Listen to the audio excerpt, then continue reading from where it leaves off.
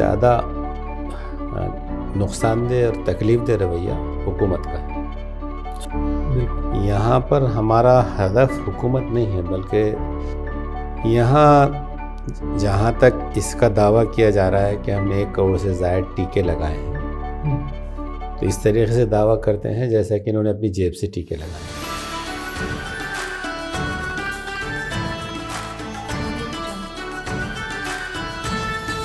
محترم ناظرین، السلام علیکم ورحمۃ اللہ وبرکاتہ۔ البلاغ چینل میں آپ کا استقبال ہے۔ آج کے اس گفتگو کے پروگرام میں ہم ڈسکس کریں گے کووڈ کے مسائل کا مقابلہ۔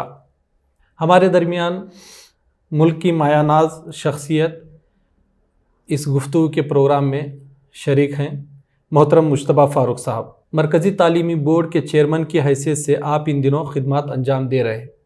سابق میں آپ مجلس مشاورت کے جنرل سیکریٹری اور ویلفیئر پارٹی آف انڈیا کے کل ہند صدر کی حیثیت سے خدمات انجام دے ہیں۔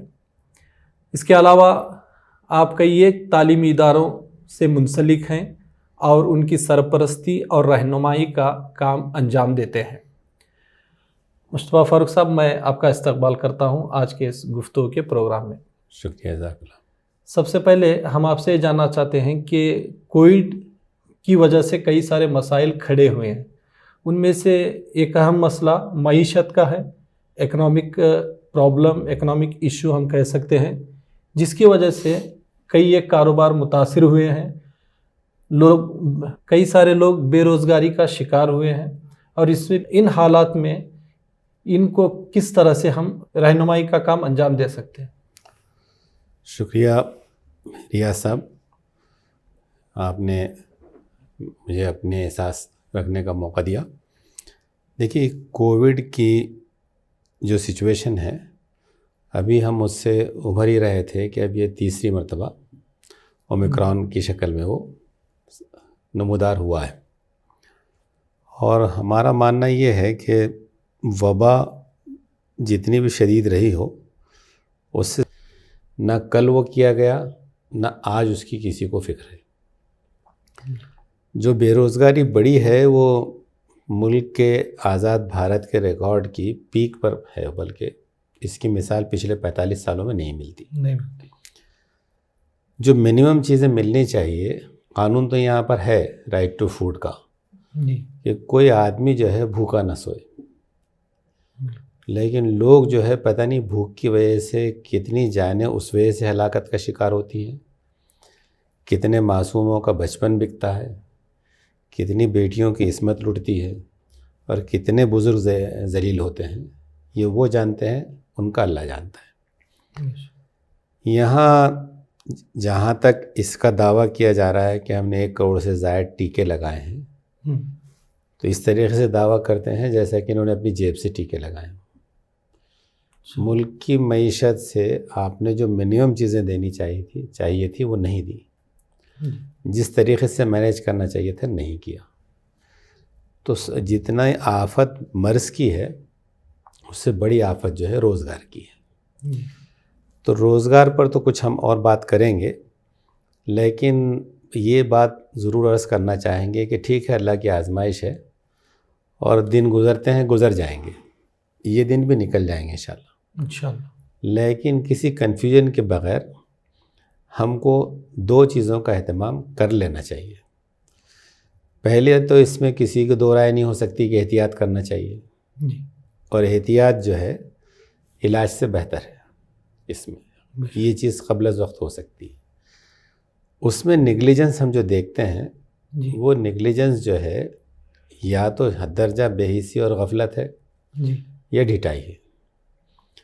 تو اتنی کیفیت دیکھ کر بھی اگر ہم لوگ اس کا نوٹس نہیں لیتے ہیں، ماسک کا استعمال ہے، ڈسٹنس کا رکھنا ہے، اور جتنی احتیاط ہے وہ نہیں کرنا، ایک غیر ذمہ دارانہ طرز عمل ہے۔ اس کا ایک فائدہ یہ بھی ہے، جس طریقے سے ہماری دینی رہنمائی ہے، کسی معاملے میں آپ اپنے حصے کا کام کر لو، پھر اس کے بعد اللہ تعالیٰ کی ذمہ داری ہے۔ اونٹ باندھ کر توکل۔ ہاں، آپ اونٹ کو باندھیے، اب اس کے بعد توکل کیجیے۔ آپ کہتے ہیں کہ بھئی اونٹ تو میرا دیکھا بالا ہے، بہت مانوس ہے، وہ کہیں جا نہیں سکتا، تو جو چیز، کیونکہ جو رہنمائی ہمارا دین کرتا ہے وہ فطرت کے مطابق کرتا ہے، اور فطرت کے خلاف جو جائے گا اس کے حصے میں نقصان آئے گا۔ تو بیجا توجیحات، اور اس میں خود اس کا اظہار ہوتا ہے کہ ہمارے پاس علم تو ہے نہیں، کسی بھی چیز کو طے کریں گے تو علمی دلیل کی بنیاد پہ طے کریں گے۔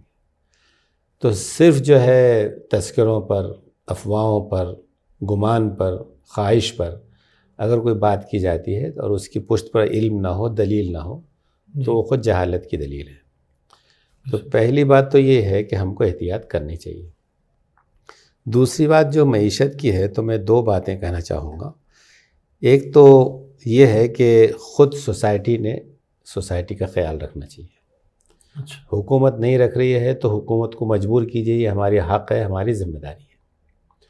اس کے حوالے سے جو لوگ بھی ہیں، اگر وہ پولیٹیکلی انفلوئنس کر سکتے ہیں وہ کریں گے، جو سوشلی کر سکتے ہیں وہ کریں گے، جو لیگلی کر سکتے ہیں وہ PIL ڈالیں گے۔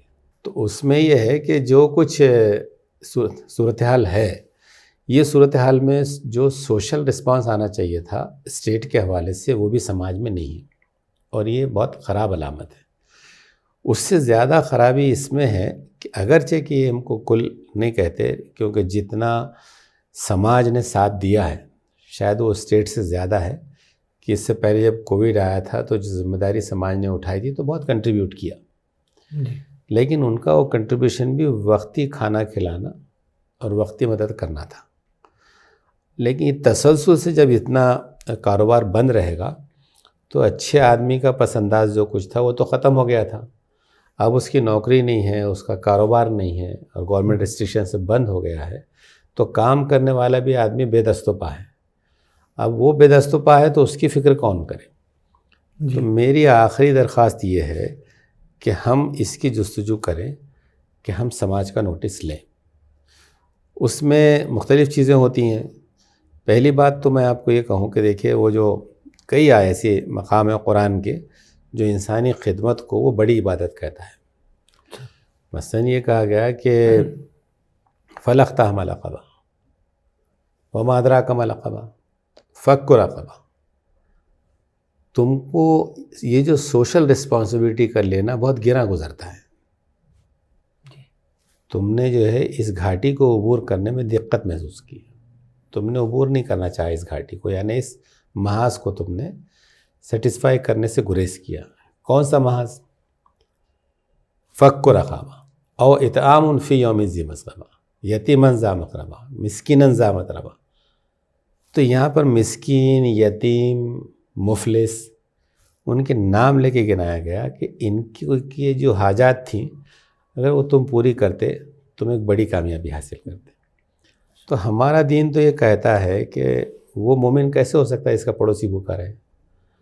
اس لیے یہ ایک موقع ہے ملت کے لیے، اور جو اس نے پہلے جب لوگ نعشوں کو ہاتھ نہیں لگاتے تھے، مسلم نوجوانوں نے آگے بڑھ کر اللہ پر بھروسہ رکھتے ہوئے مذہب کا لحاظ کیے بغیر انہوں نے تدفین انجام دی، ان کی تیمارداری کی، ان کو کھانا کھلایا۔ پھر سے ملت کو ایک موقع ہے کہ یہ ملت جو ہے سماجی ذمہ داری کو اون کرے اور اس بات کو ثابت کرے کہ وہ سارے انسانوں کے لیے ویسی خیرخواہ ہے جیسے وہ مسلمانوں کے لیے ہے۔ تو ایک جستجو یہ ہونی چاہیے کہ اس موقع سے سماج میں لوکلی کچھ فنڈ ریزنگ ہو، کئی مینس اختیار کیے جا سکتے ہیں۔ عزت دار لوگ مانگنے نہیں آئیں گے، ان کے گھر پہنچایا جا سکتا ہے۔ کل روٹی بینک تھا، آج اناج بینک ہو سکتا ہے۔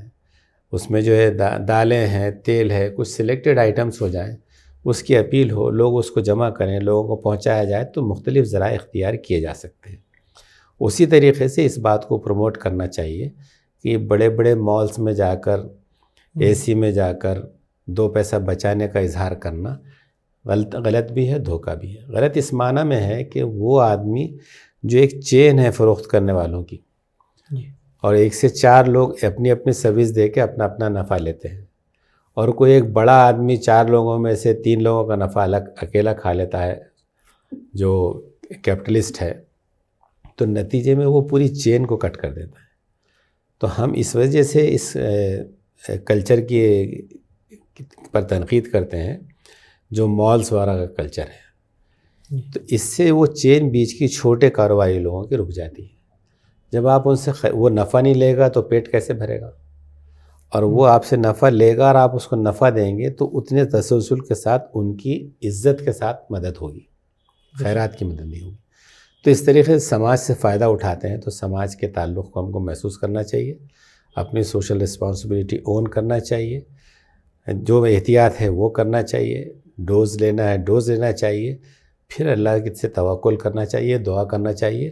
حالات آتے ہیں، اللہ ان حالات کو نکالے گا اور انشاءاللہ اس کا بہتر متبادل عطا کرے گا۔ جزاک اللہ خیر محترم مجتبیٰ فاروق صاحب، مختصری صحیح بہت ہی جامع گفتگو آپ نے ہمارے درمیان اس وقت کی ہے۔ اگلے ایپیسوڈ میں ایک اور مہمان کے ساتھ ملاقات ہوگی، تب تک کے لیے اجازت دیجیے۔ السلام علیکم ورحمۃ اللہ وبرکاتہ۔